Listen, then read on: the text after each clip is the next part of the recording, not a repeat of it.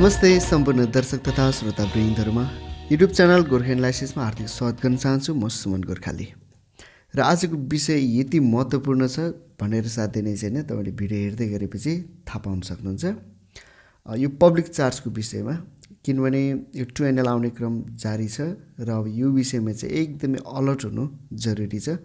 DB 2021 को विनरहरू र आउँदा वर्षहरूमा पनि अरू नयाँ डिबी विनरहरूले पनि यो विषयमा जान्नु बहुतै जरुरी छ। पब्लिक चार्ज भनेको कस्तो जमराज हो जसले तपाईँको डिबी भिसालाई रोक्न सक्छ, यो विषयमा हामी चर्चा गर्नेछौँ र पब्लिक चार्जबाट कसरी सुरक्षित रहने, ठिक छ, यो महत्त्वपूर्ण विषयमा हामी चर्चा गर्नेछौँ र अरू पनि विषयहरू अवश्य पनि समेटिनेछन् कुरा गर्दै जाँदाखेरि। र एउटा डिस्क्लेमरको कुरा म तपाईँलाई बताउन चाहन्छु। यो भिडियो म तपाईँहरूलाई तर्साउनलाई बनाएको होइन, तर तपाईँहरू आफ्नो डिबी प्रक्रियामा होसियार रहनुहोस् र फुल्ली एकदम वेल प्रिपेयर्ड रहनुहोस् भनेर चाहिँ मैले यो भिडियो बनाएको हो। त्यस कारणले तपाईँहरू एकदमै नतर्सिनुहोस् है, अर्थात् नडराउनुहोस् है। र हाल पब्लिक चार्ज रुललाई चाहिँ कतिको कडाइका साथ अमेरिकी सरकारले लागू गरेको छ भन्ने कुरामा चाहिँ म यकिन छुइनँ, तर पब्लिक चार्ज नियम त छँदैछ। त्यस कारणले पब्लिक चार्जमा परेका मान्छेहरूलाई चाहिँ एक्सक्युज चाहिँ कतिको गर्छ त त्यो चाहिँ स्योर छैन। एक्सक्युज गरिहाल्यो भने त राम्रै हो, तर इन केस एक्सक्युज गरेन भने चाहिँ गाह्रो हुन्छ, तपाईँको भिसा रोकिन सक्छ र अगाडि नै थाहा हुँदैन तपाईँलाई चाहिँ यदि तपाईँ पब्लिक चार्जमा पर्नुभयो भने तपाईँलाई एक्सक्युज हुन्छ कि हुँदैन त्यो थाहा अगाडि नै हुँदैन। त्यस कारणले यसको विषयमा चाहिँ तपाईँले एकदमै जानकारी लिनु र वेल प्रिपेयर्ड हुनु चाहिँ जरुरी छ। र पब्लिक चार्जको सवालमा धेरै पिर नलिनुहोस्, तर गम्भीर चाहिँ अवश्य हुनुहोस्। तयारी गर्नलाई कुनै पनि समस्या छैन र टाइम इनफ हुन्छ। त्यस कारणले यो विषयमा चाहिँ बेलैमा तपाईँले एक खालको चाहिँ योजना बनाउनुहोस्। डिबी 2021 2NL आउन थालिसकेको छ, यसले पब्लिक चार्जको विषयमा अनजान बस्नु भनेको आफैलाई धोका दिनु पनि हो। यो चाहिँ मेरो व्यक्तिगत विचार है त। के हो पब्लिक चार्ज र यसका असरहरू, यस विषयमा हामी छोटकरीमा चर्चा गर्नेछौँ। साधारण भाषामा तपाईँ अमेरिकामा बिजोग हुने अवस्था आयो र अमेरिकी सरकारले तपाईँको देखभाल गर्नुपर्ने अवस्था आउनु नै पब्लिक चार्जमा पर्नु हो, ठिक छ। तपाईँ आफै सक्षम हुन्न, स्पोन्सरले तपाईँलाई सहयोग गर्छु त भन्ला, तर अब यथेष्ट कुराहरू त्यहाँ भइदिएन भने अमेरिकी सरकारले तपाईँलाई पाल्नुपर्ने अवस्था आउनु भनेको चाहिँ त्यो पब्लिक चार्जमा पर्नु हो। त्यस कारणले अमेरिकामा तपाईँ एकदमै कमजोर असहाय भएर चाहिँ त्यहाँ छिरेको अमेरिका चाहँदैन। यसैले अमेरिकामा पुर्याएर स्याहार सुसार गर्नुभन्दा अगाडि नै भिसा नदिएर रोक्नलाई अमेरिकी सरकारले ल्याएको रणनीति हो, मैले बुझेको कुरा, जसलाई चाहिँ पब्लिक चार्ज रुल पनि भन्छ। किनकि डिबी भिसा विजेताहरू शरणार्थी, देश निकाला गरिएका, युद्ध कुनै हिंसामा परेका असहाय मानिसहरू होइनन्, डिबी परेका मान्छेहरू, र उनीहरूलाई पनि पब्लिक चार्जमा पाल्नु पर्यो भने त अमेरिकी सरकारलाई यो कुरा झिझोको विषय हो। शरणार्थी, देश निकाला गरिएका, युद्ध वा कुनै हिंसामा परेका असहाय मानिसहरू आदिको हकमा पब्लिक चार्ज चाहिँ रुल चाहिँ लागू हुँदैन। तर अब डिबी विनरहरू त यो कुनै पनि क्याटेगोरीमा पर्दैन। त्यस कारणले उनीहरूलाई चाहिँ पब्लिक चार्ज रुल चाहिँ लागू हुनसक्छ र हुन्छ पनि। यसैले त धेरैजना दलालको सहायतामा अवैध तरिकाले अमेरिका छिर्छन् मान्छेहरू र आफू असहाय बनाएको बहाना बनाउँछन्। तर पक्राउ परेका त्यस्ता मान्छेहरूको वास्तविकता बुझ्न अमेरिकी सरकारलाई धेरै समय लाग्दैन र उनीहरू आफ्नो देश हवाई जहाज चार्टर गरेर नै पनि फिर्ता पठाउँछ। यसैले सकेसम्म तपाईँ आफूलाई बलियो र सक्षम आर्थिक, शारीरिक वा स्वास्थ्यको हिसाबले, विशेष गरी आर्थिक पाटो आउँछ यहाँ, आफूलाई चाहिँ बलियो र सक्षम प्रमाणित गर्नु पर्यो। त्यो नै चाहिँ पब्लिक चार्जबाट उम्किने बेस्ट उपाय हो वा पब्लिक चार्जमा नपर्नु हो, ठिक छ। तपाईँ सक्षम हुनुहुन्छ, अमेरिकामा तपाईँले स्पोन्सरले मस्त पाल्न सक्छ, यदि अर्थात् तपाईँ आफै स्वयं सक्षम हुनुहुन्छ कि स्पोन्सर कोही पनि चाहिँदैन, तपाईँ एकले पनि अमेरिकामा मस्त बाँच्न सक्नुहुन्छ, त्यो खालको प्रमाण चाहिँ पुग्नु पऱ्यो। त्यो खालको प्रमाण भनेको तपाईँको बलियो पाखुरा सिक्स प्याक हुनुले मात्रै चाहिँ त्यो अर्थ दिँदैन, तपाईँसँग चाहिँ यथेष्ट प्रमाणहरू हुनुपर्छ। डिबी पढ्नु राम्रो हो, तर पब्लिक चार्जमा पढ्नु चाहिँ साह्रै नराम्रो हो, यो कुरा याद गर्नु होला। सबै प्रक्रिया सही तरिकाले भएको छ, ठिक छ। तपाईँको DS-260 मस्त भयो, सपोर्टिङ डकुमेन्टहरू ओरिजिनल मस्त पठाउनु भयो, डकुमेन्ट रिसिभको मेल पनि आइसक्यो, अब तपाईँलाई 2NL पनि आइसकेको होला, तपाईँ मक्ख पर्नुहुन्छ, ओहो अब यस्तो हुन्छ त्यस्तो हुन्छ। तर पब्लिक चार्जमा तपाईँ पढ्नुभयो भने त्यो चाहिँ एउटा नाइटमेयर हुनसक्छ टिभी विनरको लागि। त्यस कारणले पब्लिक चार्जबाट जोगिनु बहुतै जरुरी छ। पब्लिक चार्जमा तपाईँ पढ्नुको कारणले तपाईँको भिसा होल्ड हुनसक्छ, रोकिन सक्छ, रिफ्युज पनि हुनसक्छ, तपाईँले यथेष्ट प्रमाणहरू पछि थप गर्न सक्नुहुन्न भने। यसकारण अमेरिकामा तपाईँ स्थापित हुन अमेरिकी सरकारको सहयोग चाहिँदैन। स्वयं तपाईँ चाहिँ सक्षम प्रमाणित गर्नु चाहिँ जरुरी छ। सबैजना स्वयं सक्षम नहुने भएकोले नै तपाईँलाई स्पोन्सरको जरुरत पर्दछ र स्पोन्सर पनि आफ्नो परिवार लगायत तपाईँलाई सहायता गर्न सक्षम हुन आवश्यक छ। ठिक छ, स्पोन्सर त्यहाँ अमेरिकामा बसेको भन्दैमा उहाँले चाहिँ तपाईँलाई स्पोन्सर गर्न सक्ने भन्ने कुरा पनि हुँदैन। स्पोन्सरले मुखले साँच्चै हृदयबाटै सहयोग गर्छु भनेर मात्र पुग्दैन। कतिले चाहिँ मुखले मात्रै ल अब म दिउँला गरौँला भन्ला होइन, त्यो त एकदम डेन्जर नै भयो। तर कतिपय साँच्चै तपाईँले हृदयबाटै सहयोग गर्छु भन्ने मान्छे पनि होला, तर अब त्यो मनमा मात्रै भएर हुँदैन, के हुनु पऱ्यो, बाहिरी प्रमाणहरू पनि हुनु पऱ्यो। त्यो के हो हामी चर्चा गर्दै जानेछौँ। यदि स्पोन्सरको आम्दानी के अपुग भएको खण्डमा वा अन्तर्वार्तामा तपाईँको स्पोन्सरको आम्दानीमाथि चाहिँ शङ्का भएमा तपाईँ आफै सक्षम रहेको कुरा प्रमाणित गर्नुपर्छ। त्यो भनेको त्यतिखेर भिसा पाउने कुरा त पक्कै पनि हुँदैन।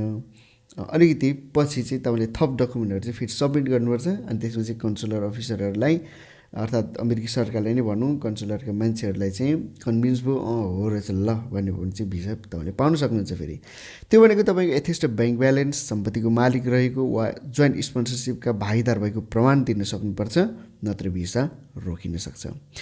यदि तपाईँ पब्लिक चार्जमा पढ्नुभयो भने तपाईँको केस एपी मोडमा राखिन सक्छ, एडमिनिस्ट्रेटिभ प्रोसेसिङमा होल्ड हुन्छ होइन, र पछि प्रमाण जुटाउनु भयो भने भिसा पाउन सक्नुहुन्छ। जुटाउनु अघि नै सेप्टेम्बर 30 आइलाग्यो भने बर्बाद हुन्छ। मानौँ तपाईँको चाहिँ सेप्टेम्बर 15-20 तारिकमा इन्टरभ्यू हो होइन, त्यतिखेर तपाईँ एडमिनिस्ट्रेटिभ प्रोसेसिङमा जानुभयो भने त तपाईँलाई समस्या हुन्छ। किनभने त्यतिखेरसम्ममा चाहिँ सेप्टेम्बर 30 पछाडि त के हुन्छ, तपाईँको यो डेडलाइन नै एन्ड हुन्छ। त्यसो भए अब के गर्ने? आज हामी लयर्सको तर्फबाट आएको पब्लिक चार्ज सम्बन्धी डकुमेन्टलाई रिभ्यू गर्नेछौँ र योभन्दा अगाडि पनि पब्लिक चार्ज र स्पोन्सरबाट माग्नुपर्ने डकुमेन्टको बारेमा, राइट स्पोन्सरको चुज कसरी गर्नुपर्ने बारेमा भिडियो बनिसकेको छ, कृपया त्यो हेर्नुहोला। र अहिले चाहिँ हामी यो डकुमेन्ट रिभ्यू गर्न जाँदैछौँ। र डकुमेन्ट रिभ्यू गर्ने पार्टमा जानुभन्दा अगाडि म तपाईँलाई यहाँ देखाउन चाहन्छु पहिलाको कुन भिडियो भन्दाखेरि चाहिँ यो ठाउँमा सही स्पोन्सरको छनौट कसरी गर्ने, who can be your sponsors भन्ने कुरामा।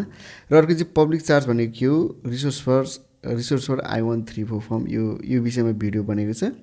र यो दुईवटा भिडियो मस्त हेर्नुभयो भने आजको भिडियो बुझ्नलाई तपाईँलाई कुनै समस्या हुँदैन। त्यस कारणले यो दुईवटा भिडियो पनि तपाईँले अवश्य पनि नछुटाउनु होला भन्ने सल्लाह दिन चाहन्छु। अब हामी यो लयर्सको तर्फबाट आएको डकुमेन्टलाई हामी रिभ्यू गर्न जाँदैछौँ। र यो डकुमेन्टको बारेमा, यो डकुमेन्टमा जेसुकै लेखिएको भए तापनि तपाईँहरूलाई यदि कोही चाहिँ यो कन्सल्टेन्सीबाट प्रोसेस गर्नुभएको छ भने कन्सल्टेन्सीले पनि अवश्य पनि यो कुराहरू भनेको हुनसक्छ। र यो चाहिँ निकोलेट ग्लेजर जुन लयर्स हुनुहुन्छ र उहाँले पनि DB 2020-21 विनरहरूको सवालमा उहाँले पनि लसुटहरू चाहिँ रन गरिराख्नु भएको छ। अनि उहाँले चाहिँ यो DB 2021 का उहाँको आफ्नो प्लेन्टिफ्सहरूलाई चाहिँ उहाँले यो पठाउनु भएको सजेसन हो। यो कुरा चाहिँ तपाईँहरू तमाम अरूलाई पनि एकदमै काम लाग्ने भएको कारणले म यसबाट आज तपाईँहरूलाई केही कुरा बताउन गइरहेको छु। ठिक छ। र यहाँ भन्छ DB 21 litigation instruction and the list of evidence which may be use to meet the public charge. यो पब्लिक चार्जको रुल्सलाई चाहिँ मिट गर्नले चाहिँ तपाईँसँग के कुराहरू हुनुपर्दछ त भन्ने कुरा चाहिँ यहाँ छ। यो नेसनलिटी एक्टको कुराहरू छ। The visa to establish the satisfaction of consular officer that is not like to become public charge upon administration to the US। Consular अफिसरलाई चाहिँ तपाईँले चाहिँ सन्तुष्ट पार्न सक्नुपर्दछ, कन्भिन्स पार्न सक्नुपर्दछ कि तपाईँ चाहिँ पब्लिक चार्जमा पर्नुहुन्न भन्ने विषयमा। त्यस कारणले अब डिबी एप्लिकेन्टसँग चाहिँ अब के हुनुपर्दछ त भन्ने खालको कुरामा चाहिँ यहाँ छ the applicant has or will have in the United States personal fund sufficient to provide support for the applicant and dependent family members are sufficient to provide support until suitable employment is located. तपाईँलाई चाहिँ अब सहयोग तपाईँले अरूले गर्ने पनि हुनसक्छ या त तपाईँ आफैसँग चाहिँ त्यो सफिसियन्ट फन्ड हुनु चाहिँ जरुरी छ। तपाईँसँगैको अब डिपेन्डेन्ट फ्यामिली मेम्बर्सहरू पनि जो जति छन् अमेरिकामा चाहिँ इस्टाब्लिस नभइन्जेलसम्म चाहिँ तपाईँले आफैले सहयोग गर्ने यथेष्ट रकम तपाईँसँग हुनु जरुरी छ। त्यो तपाईँमा पनि भए हुन्छ या त स्पोन्सरले चाहिँ त्यो कुराको चाहिँ इन्स्योर गर्नु पऱ्यो। The applicant has arrange employment in the United States that will provide an adequate income for the applicant and dependent family members. अब यो त्यति सम्भव छैन, अब अरूलाई सम्भव होला तर नेपालका डिबी विनरहरूलाई यो कुरा त्यति सम्भव छ जस्तो मलाई लाग्दैन, किनभने तपाईँ अमेरिका नपुगिकनै अलरेडी तपाईँको चाहिँ इम्प्लोइमेन्ट फिक्स हुने कुरा चाहिँ लगभग असम्भव नै छ। यदि त्यसो भयो भने राम्रो, तपाईँ चाहिँ कन्सल्ट इन्टरभ्यूमा जाँदाखेरि नि तपाईँ चाहिँ यदि त्यस्तो डकुमेन्टहरू पेस गर्नुहोस् जुन डकुमेन्ट चाहिँ अमेरिकाको कुनै पनि कम्पनीले तपाईँको लागि चाहिँ जब अफर गरेको होस्, अर्थात् तपाईँको चाहिँ त्यहाँ जागिर फिक्स होस्, त्यसको इन्कमले तपाईँले आफैलाई पाल्न सक्नुहुन्छ, तपाईँ फ्यामिलीले पाल्न सक्नुहुन्छ भन्ने कुरा चाहिँ कन्सल्ट अफिसरलाई चाहिँ के गर्न सकियोस्, कन्भिन्स गर्न सकियोस्। Relatives or friends in the United States will assure that applicant support. अर्थात् त्यहाँ चाहिँ अरू कुनै परिवारका सदस्यहरू साथीहरू जो चाहिँ छन् उनीहरूबाट चाहिँ निश्चित हुनु पऱ्यो त्यो खालको कुराहरू जुन चाहिँ तपाईँले त्यहाँ सहयोग गर्न तयार छन्। A combination of the above circumstances exist भनेको चाहिँ बिलो आर मोर डिटेल। अब यहाँ तल अझै डिटेल कुराहरू छ र लोकल कन्सुलेटलाई पनि कन्सल्ट गर्न चाहिँ सक्नुहुन्छ भन्ने खालको कुरा छ। अब तपाईँले यदि स्पोन्सरको सहयोग अलिकति कम लिने हो भने अर्थात् तपाईँ आफै पनि सक्षम प्रमाणित गर्नलाई अब यहाँ के कुरा चाहिन्छ एउटा यहाँ सजेसनहरू बताइएको छ। रिसोर्सहरू के चाहियो भन्दाखेरि चाहिँ statement from a senior officer of bank showing present balance of applicants account. तपाईँको अहिलेको एकाउन्टमा कति पैसा छ त्यो पैसा तपाईँलाई मात्रै छ भनेर भएन, सम्बन्धित ब्याङ्कबाट चाहिँ यो मान्छेको ब्यालेन्स यति हो भन्ने खालको ब्याङ्क स्टेटमेन्ट चाहिँ जारी गरिदिनु पऱ्यो। त्यो कुरा तपाईँले अन्तर्वार्ता पनि देखाउन सक्नुहुन्छ, हेर्नुहोस् मसँग यति लाखको चाहिँ ब्यालेन्स छ, यो पैसाले म अमेरिकामा आरामले बस्छु, 2-3 महिना काम नपाइन्जेलसम्म मस्त भन्नु सक्नु पऱ्यो। र अब यो 1 वर्षको ब्याङ्क ब्यालेन्सको कुराहरू देखाउनु पर्ने रहेछ। अब इनकेस तपाईँसँग ब्यालेन्स कम थियो होला तर तपाईँले यो कुरा सुनिसकेपछि आफ्नो ब्याङ्कमा तपाईँले एकैचोटि कताबाट मिलाएर 15 लाख 20 लाख हाल्नुभयो भने त्यसको रिसोर्सको पनि तपाईँले चाहिँ जुटाउनु जरुरी छ। त्यो पैसा तपाईँलाई कहाँबाट आयो त्यो कुरा चाहिँ भन्न सक्नुपर्ने हुन्छ र त्यसको डकुमेन्ट तपाईँसँग हुनुपर्ने हुन्छ। कुनै व्यापार व्यवसाय होला अर्थात् कसैबाट लिनुभयो, लोनको कुरा त्यति जायज भएन, तपाईँको कोही आफन्त मान्छेले दिए त्यस्तो कुराहरू चाहिँ जायज हुनसक्छ मेरो विचारमा। अनि त्यो बाहेक अरू चाहिँ आफूले सक्षम प्रमाणित गर्ने अरू डकुमेन्ट चाहिँ के हुन्छ त भन्दाखेरि चाहिँ proof of ownership of property, सम्पत्ति चाहिँ तपाईँसँग छ भन्ने खालको त्यो डकुमेन्ट चाहियो। तपाईँको सम्पत्ति विवरण भनौँ न होइन, तिनीहरू चाहिँ अब कति पैसा पर्ला त, तपाईँसँग जग्गा होला, घर होला, गाडी होला, तिनीहरूको चाहिँ भ्यालुएसन गर्नु पऱ्यो, ठिक छ। अनि त्यो भ्यालुएसन पनि सम्बन्धित निकायबाट गर्नु पऱ्यो। तपाईँ आफैले मस यसो छ उसो छ मुखले मात्रै भएन त भएन, डकुमेन्टले बोल्नु पऱ्यो। हो त्यो डकुमेन्टहरूले चाहिँ बताउनु पऱ्यो कि ओहो तपाईँ त यति लाखको यति करोडको चाहिँ मालिक रहेछ भन्ने खालको कुरा चाहिँ सो गर्नु पऱ्यो। यो कुराहरू धेरै ठुल्ठुलो भयो होला, मैले सुरुमा पनि भने तपाईँले तर्साउनलाई बनाएको होइन, त्यसमा तर्सी नहाल्नुहोस्, अझै धेरै कुराहरू गर्नु बाँकी नै छ भिडियोमा। Letters verifying ownership of stocks and bonds with present market value or expected earning indicated. तपाईँको अब अरू पनि त्यस्तो कुनै डकुमेन्ट मानव तपाईँको सेयरमा तपाईँको पैसा होला, विभिन्न ठाउँमा लगानी होला, हो त्यस्तो के छ त जसले चाहिँ तपाईँ चाहिँ सम्पत्तिवाल मान्छे हो भन्ने कुरा देखाउँछ या त तपाईँ आफै सक्षम हुनुहुन्छ भन्ने खालको कुरा चाहिँ देखाउन सक्छ। त्यस्तो डकुमेन्टहरू चाहिँ तयारी गर्नुहोस् भनेको छ। अरू प्रुफ इन्कम, बिजनेस, अरू अब चाहिँ आम्दानीको स्रोतहरूको प्रमाण, अरू लगानीको कुराहरू, रिसोर्सको कुराहरू चाहिँ तपाईँसँग हुनुपर्छ भनेर चाहिँ भन्छ। यो कुराले चाहिँ एकदमै नोट गर्नु होला है। र खासमा यो डकुमेन्ट चाहिँ निकोलस ग्लाजरले चाहिँ आफ्नो प्लेन्टिफलाई पठाएको डकुमेन्ट हो, म तपाईँहरूलाई सबैको लागि यो देखाइराखेको छु। पब्लिक चार्जबाट उम्किने एउटा उपाय यहाँ के भन्दैछ त, एप्लिकेन्ट्सको आफैसँग त्यस्तो फन्ड हुनु पऱ्यो। यहाँ जुन कुरा भनियो यो कुराहरूमा चाहिँ तपाईँसँग छ अनि यो कुराहरूमा कन्सुलर अफिसरलाई तपाईँले कन्भिन्स गर्नुभयो भने तपाईँ पब्लिक चार्जमा पर्नुहुन्न। दोस्रो उपाय भनेको चाहिँ प्रि एरेन्ज इम्प्लोइमेन्ट भनेर चाहिँ भन्छ। म यहाँको कुराहरू सबै म पढि बस्दिनँ, संक्षेपमा म तपाईँलाई बताउन चाहन्छु। अमेरिकाको कुनै पनि कम्पनी, जुनसुकै पनि कम्पनी, उसले चाहिँ तपाईँलाई जब अफर गरेको हुनु पऱ्यो र तपाईँको चाहिँ त्यहाँ काम फिक्स भएको, कति तलब पाउने, त्यो सबै कुराहरू चाहिँ तपाईँले देखाउन सक्नु पऱ्यो र त्यो कुरा चाहिँ कन्सुलर अफिसर चाहिँ कन्भिन्स हुनु पऱ्यो त्यो कुरामा। र यो पार्टलाई म त्यति ध्यान दिइनँ किनभने नेपालका चाहिँ डिबी विनरहरू चाहिँ अलरेडी प्रि एरेन्ज इम्प्लोइमेन्टमा अमेरिका जाने चाहिँ सायद छैनन् पनि, छन् भने पनि बहुत कम छन् होला। त्यस कारणले यो अप्सन, यो कामै नलाग्ने अप्सन हो। त्यस कारणले म यो कुरा चाहिँ अलिकति स्किप नै गर्छु।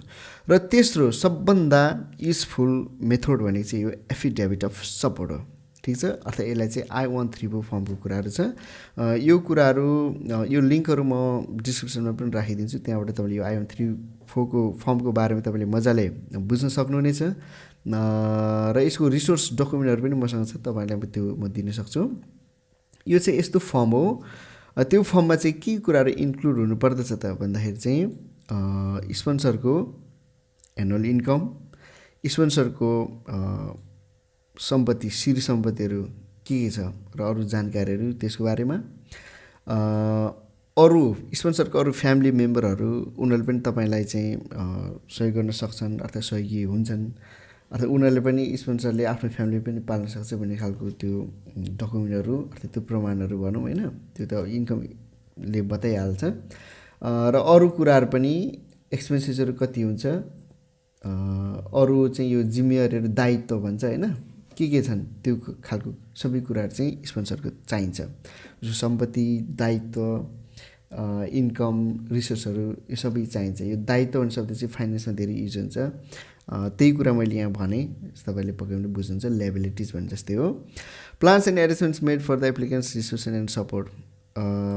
स्पोन्सरसँग त्यस्तो योजना हुनु पऱ्यो कि एप्लिकेन्ट अर्थात् तपाईँ डिबी विनरलाई चाहिँ यो चाहिँ वेलकम लेटरमा यो कुराहरू आउनु पऱ्यो। ठिक छ, म उसलाई चाहिँ यस्तो ठाउँमा राख्छु, अर्थात् मसँग यस्तो कुराहरू छ, म यसरी म्यानेज गर्छु, उसलाई म यसरी काम खोजिदिन्छु, ऊ मेरो यस्तो मान्छे हो, मनपर्दो मान्छे, मेरो नजिकको मान्छे हो, अर्थात् मेरो आफ्नै आफन्त हो, यस्तो खालको कुराहरू यो सबै वेलकम लेटरमा त्यो कुराहरू पनि आउनुपर्ने हुन्छ। एउटा एक्नोलेजमेन्ट, एउटा स्वीकार, एउटा बुझाइ हुनुपर्छ स्पोन्सर तर्फबाट कि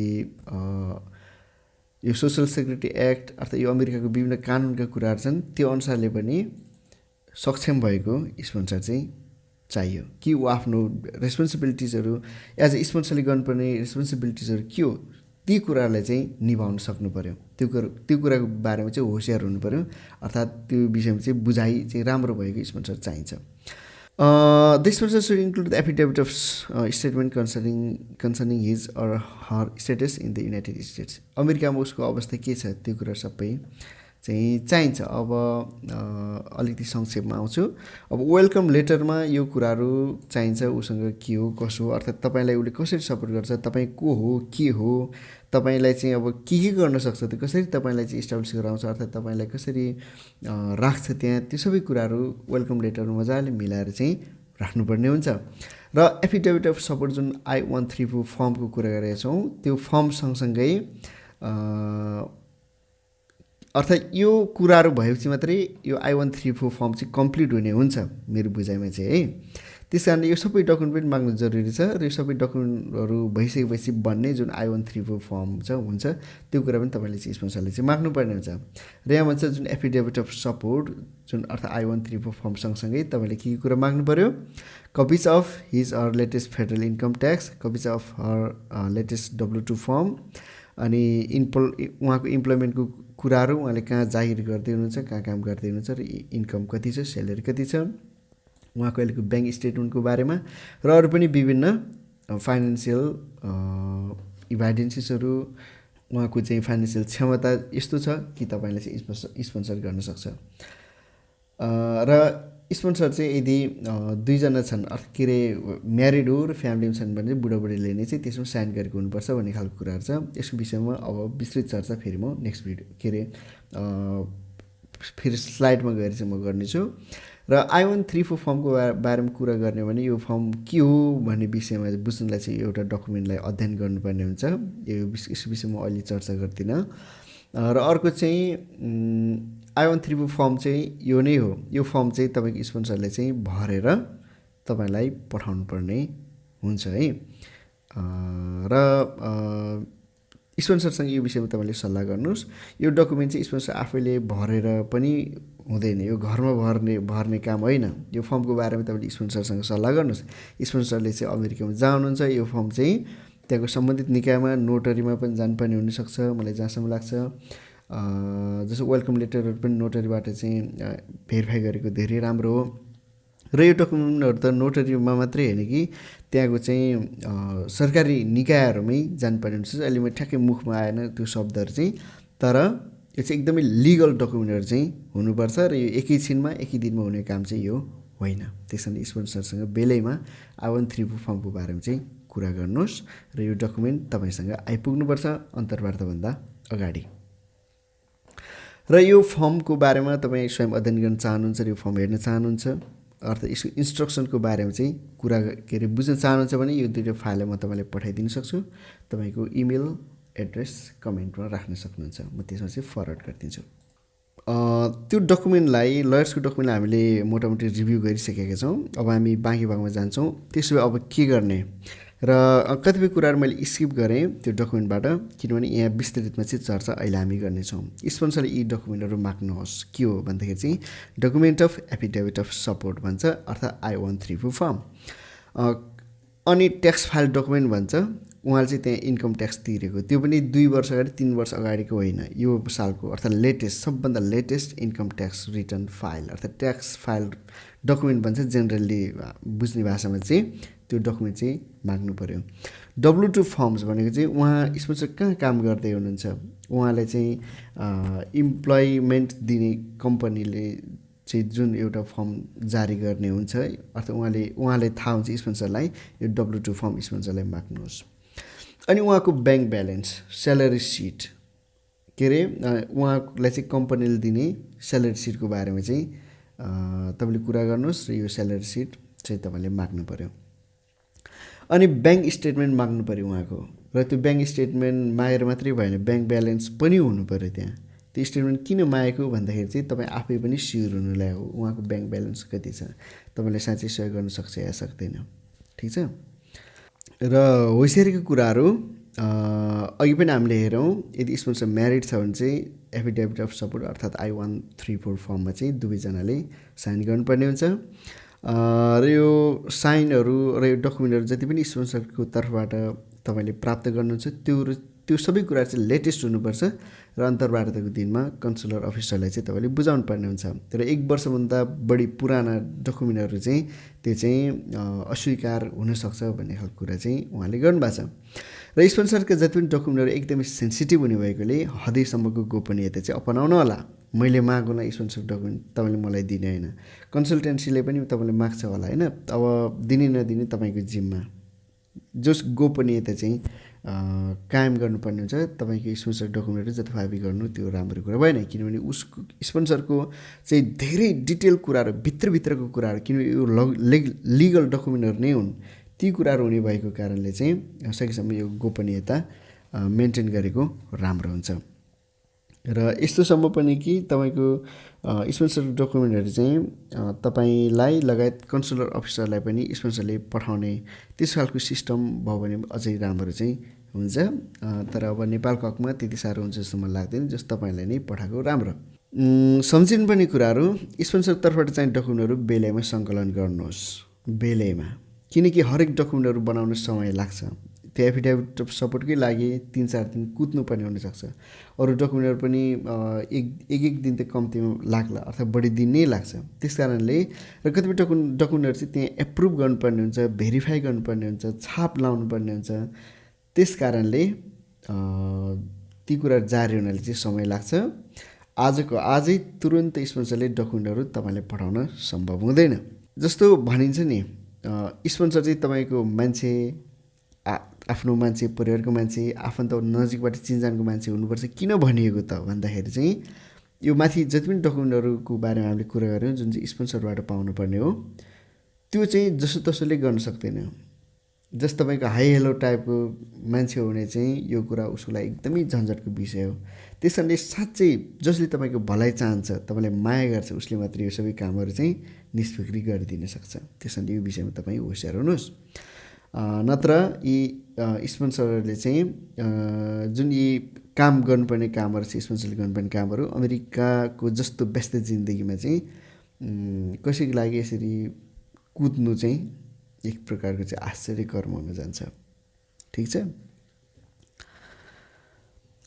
स्पोन्सरसँग नियमित सम्पर्कमा रहनु जरुरी छ। नरम व्यवहार गर्नुहोस्, स्पोन्सरलाई नअत्याउनुहोस्। ल मलाई चाहिँ यो पनि पो चाहिने रहेछ, त्यो पनि पो चाहिने रहेछ, यो पनि खोइ तपाईँले चाहिँ यो पनि ल्याउनु त्यो पनि ल्याउनु, खोइ यो अहिलेसम्म किन आएन, ढिलो भयो भनेर चाहिँ अत्याउने काम नगर्नुहोस्। झन् काम बिग्रिन सक्छ उहाँलाई अत्तालिन लाउनु भयो भने। र स्पोन्सरसँग मिलेर झुटा डकुमेन्टहरू बनाउने दुस्साहस नगर्नुहोस्। यो गलत काम हुन्छ। यसको ढिलछिटो परिणाम एकदमै नराम्रो बाहेक केही पनि हुँदैन। सही डकुमेन्ट अर्थात् affidavit of support I-134 form यो चाहिँ अनिवार्य नै छ। तर त्यो बाहेक अरू W-2 फर्म अरू ब्याङ्क स्टेटमेन्टहरू यो विभिन्न कुराहरू अब साह्रै भएन भने अब के गर्ने होइन। तर पनि यो जुन I-134 फर्म चाहिँ जसरी भए पनि I-134 फर्म र वेलकम लेटरलाई चाहिँ तपाईँले चाहिँ स्पोन्सरबाट चाहिँ जसरी भए पनि लिनुहोस्। र बाँकी डकुमेन्टहरू यदि स्पोन्सरले साह्रै दिन अन्कनाउनु भयो, साह्रै दिन सक्नुहुन्न, त्यस्तै परिस्थितिहरू भयो भने त्यसमा के कन्सिडर हुनसक्छ कि भन्ने लाग्छ मलाई। यद्यपि ती डकुमेन्टहरू चाहिँ हरेक डकुमेन्टहरू चाहिँ उत्तिकै महत्त्वपूर्ण चाहिँ हुन्छन्। यदि स्पोन्सरको आम्दानी कम छ भने अब नेपालबाट डिपी विनरहरू प्रायः त अब स्पोन्सरमै भर पर्ने हुन्छ भने जहाँसम्म लाग्छ धेरै जसो।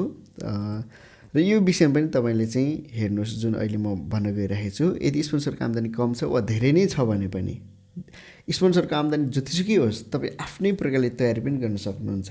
तर इन केस स्पोन्सरको आम्दानी अलिक कम छ, अहिले नै चेन्ज गर्नुपर्ने अवस्थाहरू छैन भने तपाईँले अब आफूले गर्नुपर्ने तयारी पनि हुन्छ। के हो त त्यो भन्दाखेरि चाहिँ आफूसँग पर्याप्त ब्याङ्क ब्यालेन्सको जोड गर्नुहोस्। स्रोतहरू खोल्ने कागजातहरूको बारेमा सोच्नुहोस्। तपाईँको सम्पत्ति भ्यालुएसन सम्बन्धित निकायबाट गरेर डकुमेन्टहरू तयारी गर्नुहोस्। ठिक छ। तपाईँको प्रोपर्टी भ्यालुएसन गर्नुपर्ने हुन्छ ताकि स्पोन्सरको तर्फबाट अपुग घटी कमीमा तपाईँ आफै सक्षम हुनुहुन्छ भन्ने कुरा चाहिँ कन्सुलर अफिसरलाई कन्भिन्स गर्न सकियोस्। र नेपालको अमेरिकी दूतावाससँग नजिकबाट काम गर्ने ब्याङ्क चाहिँ मलाई थाहा भएको चाहिँ नेपाल इन्भेस्टमेन्ट ब्याङ्क लिमिटेड हो। त्यस कारणले चाहिँ यो प्रोपर्टी भ्यालुएसनको लागि चाहिँ उक्त ब्याङ्कसँग तपाईँले एकदमै सल्लाह लिन सक्नुहुन्छ। र मोटामोटी मैले तपाईँलाई भनिसकेँ पब्लिक चार्जमा तपाईँहरू सकेसम्म यसमा नपर्नु नै तपाईँको निम्ति एकदमै भलाइ छ। यो चाहिँ यस्तो खालको चिज पनि रहेछ कि तपाईँको इन्टरभ्यूमा जाँदाखेरि त मेडिकल पनि पास भइसकेर मात्रै त्यहाँ पुग्नुहुन्छ। एउटा नेपालीमा उखान छ नि, हात्ती छिर्यो पुच्छर अड्क्यो हो, त्यस्तो खालको अवस्था चाहिँ ल्याइदिन सक्ने एउटा यो अनौठो चिज रहेछ यो। त्यस कारणले यसबाट तपाईँहरू सकेसम्म चाहिँ बच्नुहोस्। आफ्नो बलबुता जतिले भ्याउँछ त्यो गर्नुहोस्। र सुरुमा पनि भने यो तपाईँले तर्साउनलाई बनाएको भिडियो चाहिँ होइन। तपाईँहरू होसियार हुनुहोस्, नतर्सिनुहोस् है त। थप जिज्ञासा वा यस भिडियो सम्बन्धी केही पृष्ठपोषण भएमा कृपया कमेन्टमा व्यक्त गर्नुहोला। मलाई पनि सबै कुरा थाहा नहुने सत्यतालाई स्वीकार गर्दै जटिल प्रश्नहरूको जवाफ दिन नसक्ने कुरामा क्षमा प्रार्थी छु। तपाईँहरू कुनै प्रश्नको जवाफ दिन मैले यदि सकेको छैन भने माफ गर्नुहोला। धन्यवाद। हामी फेरि भेट्नेछौँ नेक्स्ट भिडियोमा। तबसम्मलाई नमस्ते, जय नेपाल।